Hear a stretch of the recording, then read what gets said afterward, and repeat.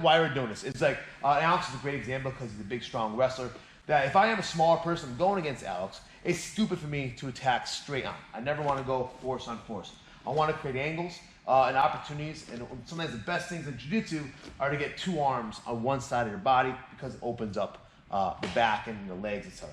So what we're working on today is that I had a same side grip, I had a same side grip, so I'm reaching for Alex's grip, and then I'm falling and looking for a cross-side sleeve grip. So we're playing around a little bit, I grab, and then I'm going to think about punching his sleeve to his opposite toe as I let go of my left hand and fall into his back. And I wanted to start, that was our first stopping point, that we just had this position just to get control. So one more time, remove hand fighting a little bit, I establish punch. I just want to fall into him and get our first beat of control. All right. So next beat, let's go. I'm gonna go our first takedown, Tani Toshi. It's one of my favorites in jiu-jitsu because it's simple, it's universal, but it can be hard to pull off without movement. So I want to eventually get the feel that when we do these techniques that we always have movement. So I'm not just grabbing cross here, then punching, then staying. All right. The whole time once it happens, I'm like moving Alex, and I'll make him feel like he's always got to catch up his feet. I can simply do that a bit, almost just walking. When I'm walking, we're gonna let go of the sleeve, and then we're gonna go for regular gable grip around his body. So establish, boom, and now I'm gonna let go and get a gable grip. When I get a gable grip, I'm making my hands connected, right? No thumbs, hands connected, right around his belt line, right? Now I want to feel that my elbows are in each of his hip sockets. So I can kink them down. In fact, one of my simple favorite takedowns is, well actually let's do this first. So I take my right elbow and try to kink into the hip, and I kind of fall into it. It kind of sucks him right down to the ground. Very, very simple.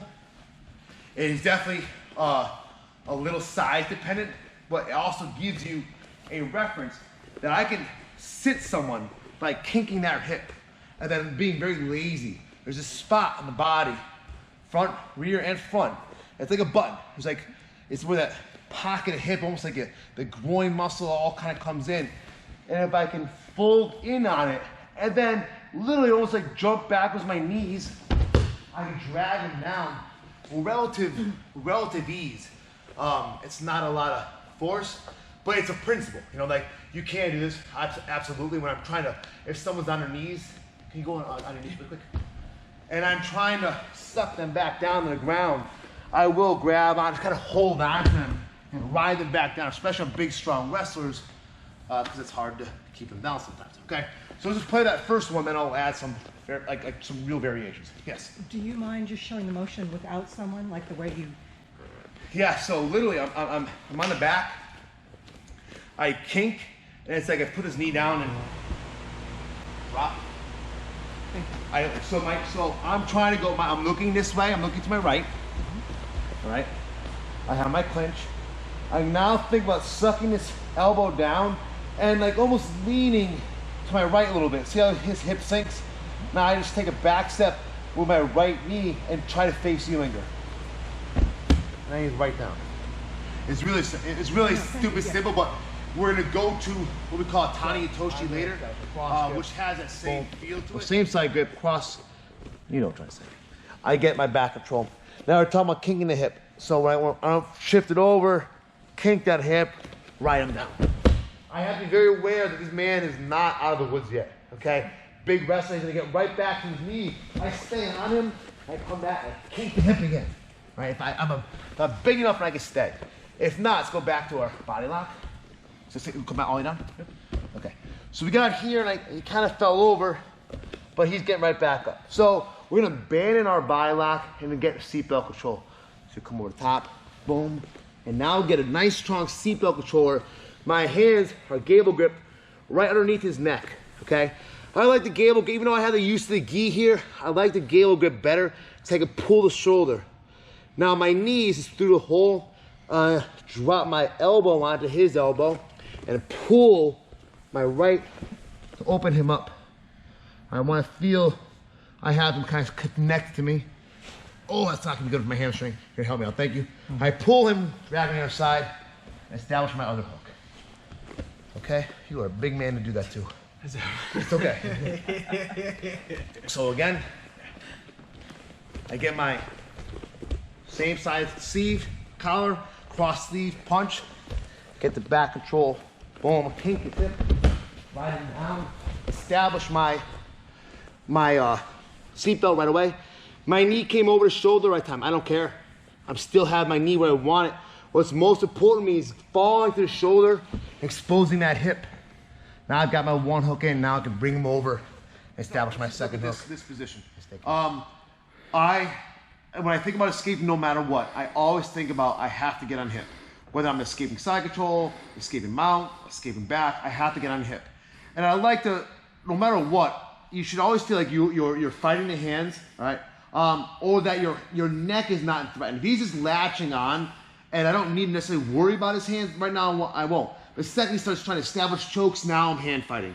And it's really all the time I'm trying to fight the top hand coming over. So when I'm escaping, I always tend to escape this way anyways, but most of the time because if people are right-handed, they're gonna have the right hand over, I tend to always work myself this way. And how I do it is I bridge, not necessarily bridge, but push up, get on my hip, and I try to push myself onto his arm so that his choking arm is now weak. He can't get a good choke on it, so it's much harder. It gives me a little extra opportunity to work. Now I think about my problem is this hook. This hook it's connected. I've accepted that fact. In fact, I want it. So now once I feel like I'm on that arm, that he can't choke me, and I'm still being very protective here, I just find that one leg, and then I think about pulling my knees high to my chest, sliding off his hips, and then keeping this leg in the hole, okay? Now in a little bit of the hand battle here, so depending, they might try to come up right off the bat, and the folks try to come up, like, yep. And then I'm gonna establish my deep path. If they stay down, come back down, right? Now we're just kind of, I'm already out, I'm already in half guard. 99% of the time, they're coming up, I fall underneath, I bridge a little bit, and out the back door. Same fucking escape I do all the time, which if you guys have been students of mine, you understand that. I'm here, I'm always fighting. I bridge up onto a hip, and I try to get my weight on that arm so he can't choke me anymore, right? For self-defense, maybe give me an elbow too, sorry.